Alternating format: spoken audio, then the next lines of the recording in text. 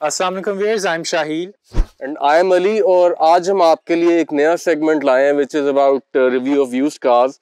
और जो गाड़ियां हम आज रिव्यू करेंगे that is the 8th generation Civic known as reborn and the 9th generation Civic locally also known as rebirth.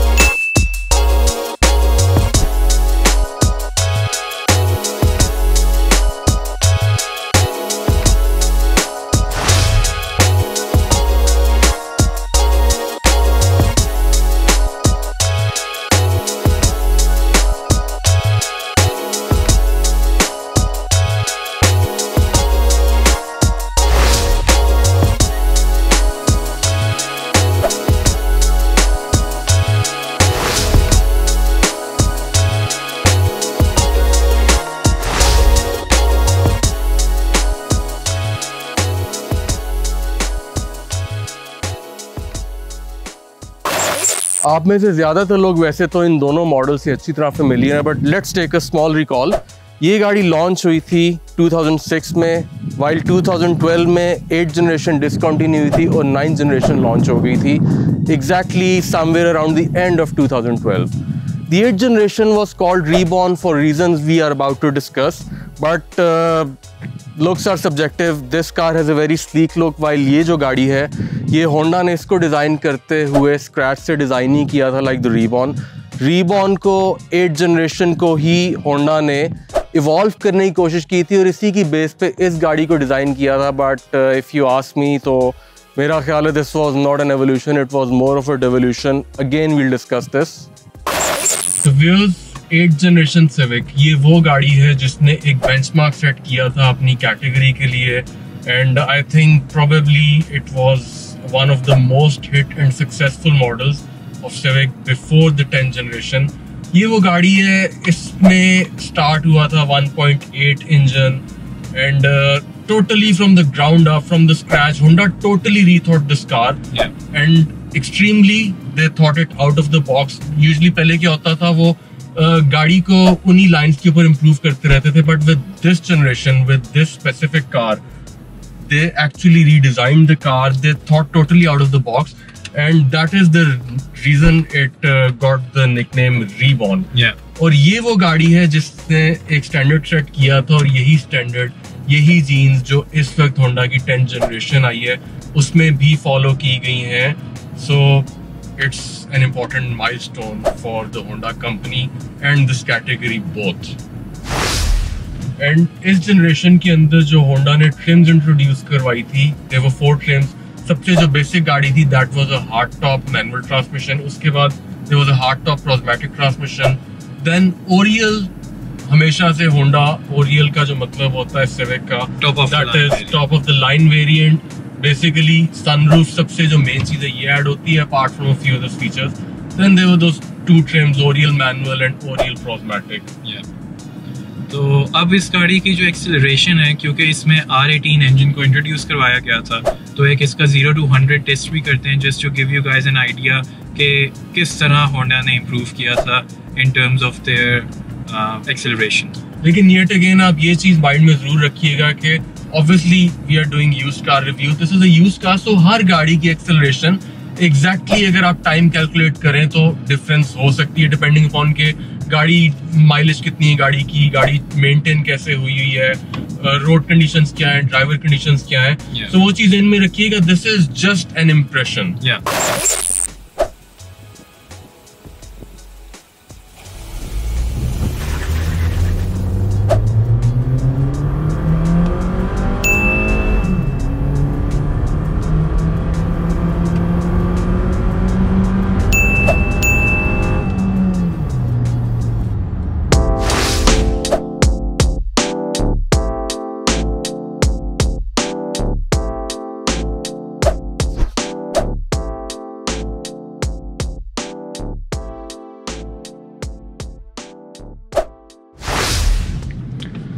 So viewers, here's a POV of the 8th generation.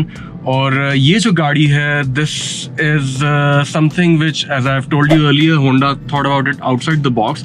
इसमें आप देखें, for the first time ever Honda ने Civic के अंदर digital meter introduce किया था, and this is a 2-tier cluster.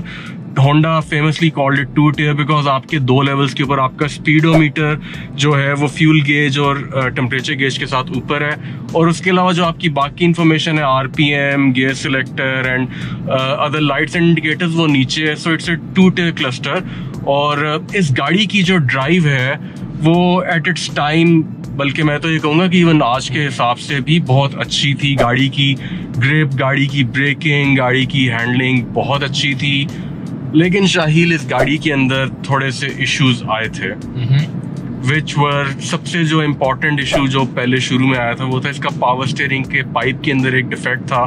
Pipe फट जाता था, स्टीयरिंग ऑयल ड्रेन हो जाता था, which used to affect the steering rack. उसके अलावा कैटालिटिक कन्वर्टर वाला जो इशू है वो बहुत सीरियस है इस गाड़ी में, और जो एडजस्टर वाला इशू है, ट्रांसमिशन एडजस्टर वाला, वो इसमें भी है और 9th जनरेशन में भी है. तो अली, मुझे बताइए कि ये जो 8th generation of Honda Civic है, इसकी स्पेयर पार्ट्स की अवेलेबिलिटी की क्या सूरत हाल है, और उसके अलावा इसकी जो मेंटेनेंस है, अपार्ट फ्रॉम रेगुलर मेंटेनेंस, कोई एडिशनल भी मेंटेनेंस है जो आपको करवानी पड़ती है? शाहील, इस गाड़ी की एक बहुत हिट मॉडल था, अभी भी इसकी मार्केट में बहुत डिमांड है. This was the benchmark model. इस गाड़ी के हर तरह के पार्ट्स इजीली अवेलेबल हैं, starting from original OEM manufactured parts, even up till parts which are fake replicas coming in from China by third party vendors. वो parts भी इन गाड़ियों के अवेलेबल हैं. और जहाँ तक आप बात करते हो इंजन पार्ट्स की, मेंटेनेंस पार्ट्स की, तो एग्जैक्ट सेम इंजन है इसमें 9th जनरेशन में और 10th जनरेशन में. सो इंजन पार्ट्स डेफिनेटली आपको ब्रांड न्यू भी मिलेंगे, हर तरह का पार्ट आपको मिलेगा, अवेलेबल होगा.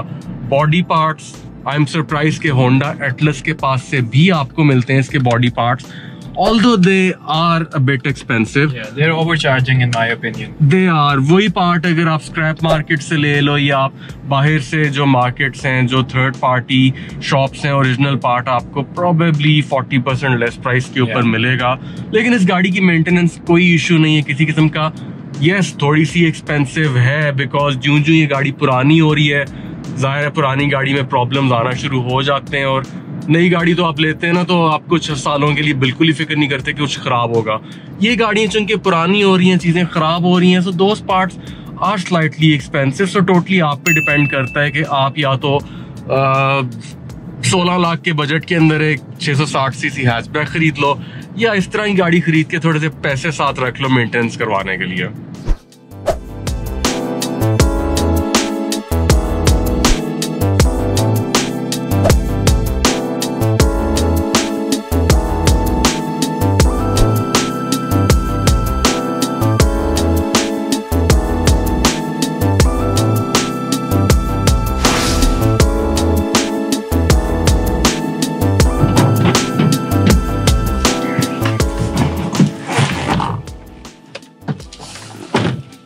So viewers, एक तो इसमें जो डिफरेंस है वो की का है, which is a jackknife style. तो ये इंट्रोड्यूस करवाई गई थी Honda Civic 9th gen में.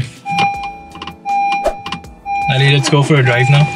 Let's make a comparison of this one and the 8th generation because दोनों गाड़ियाँ more or less काफी ज्यादा एक दूसरे से रिलेट करती हैं because they have the same engine, they have the same transmission.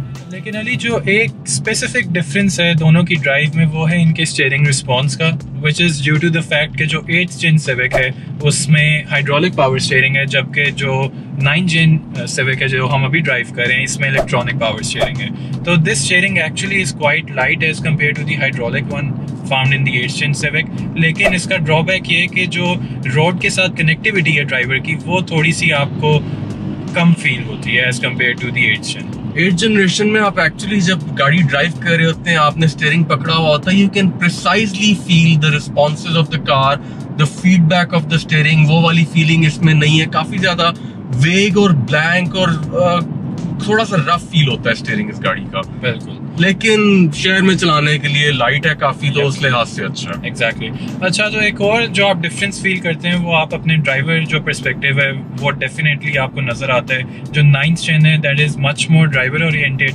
अगर आप इसका डैशबोर्ड भी देखेंगे तो वो फोकस है टुवर्ड्स द ड्राइवर, और जो इसका ये IMET डिस्प्ले है which is essentially an LCD, तो वो भी बहुत एक बेहतर लुक देती है इन टर्म्स ऑफ जो ड्राइवर का डिस्प्ले है। शाइल इनफैक्ट वही वाली बात है, again evolution from the 8th generation.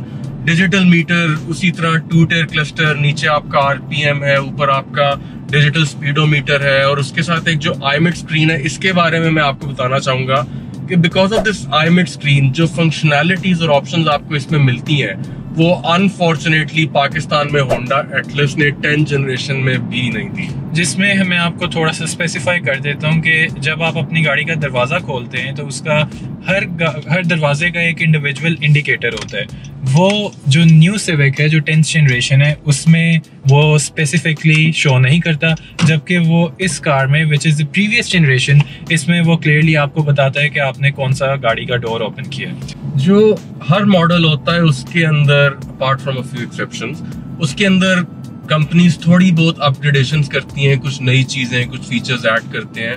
9th generation में जो उन्होंने कुछ चीजें ऐड की थी उनमें से एक तो ये था कि for the first time ever there was a multimedia steering with the option of cruise control in the Oriel variant only, whereas hard top variants के अंदर it was just a multimedia steering, cruise control नहीं था उसमें। Exactly और एक और जो addition थी वो थी of digital climate control.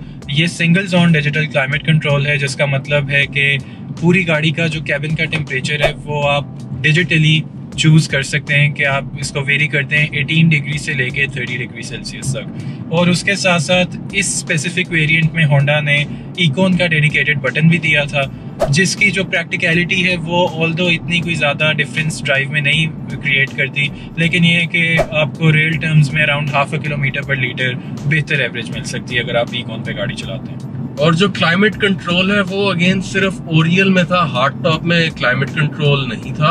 Hard top में it was a standard AC control system with buttons, whereas previous 8th generation के अंदर सारी ट्रिम्स में वो जो AC बटन्स थे वो एक जैसे थे। Exactly.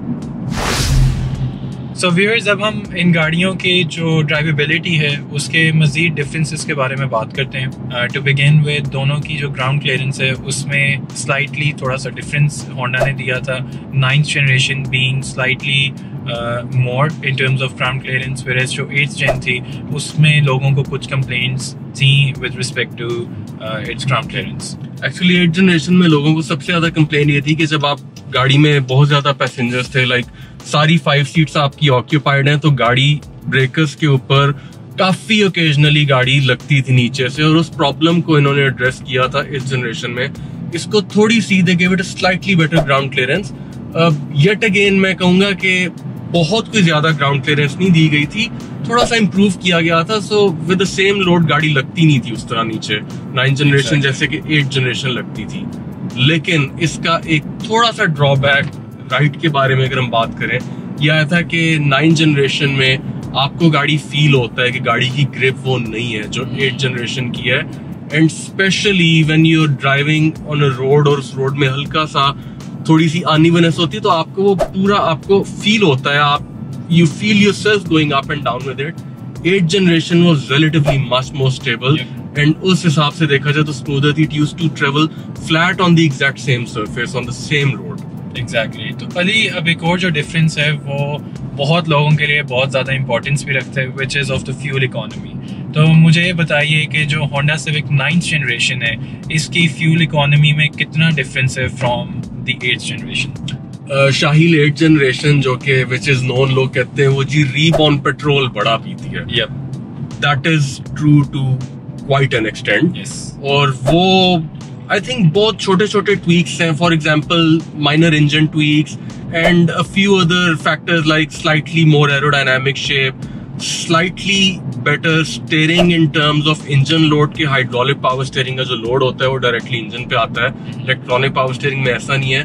So all these factors combined जो फ्यूल कंजम्पशन का फर्क है वो अबाउट 1 to 1.5 किलोमीटर है दोनों गाड़ियों के अंदर। 9th generation having a slightly better fuel average, and I think partly maybe some of that part, as we discussed, goes to the econ button as well. और एक चीज जो कि 8th जनरेशन से स्टार्ट हुई थी, 9th जनरेशन में follow हुई थी, बट 10th जनरेशन में वो नहीं आई, वो ये कि इन दोनों मॉडल्स के जो वाइपर्स थे, दोज वर क्रॉस मूवमेंट, आप उनको सिजर वाइपर्स भी कह सकते हैं, वो ऑपोजिट डायरेक्शन में मूव करते थे विंडस्क्रीन पे। तो जो पैसेंजर था उसके भी ये जो सामने वाला व्यू है ये रिलेटिवली क्लियर होता था, वेयर 10th जनरेशन में those are back to traditional wipers जो कि एक डायरेक्शन में मूव करते हैं।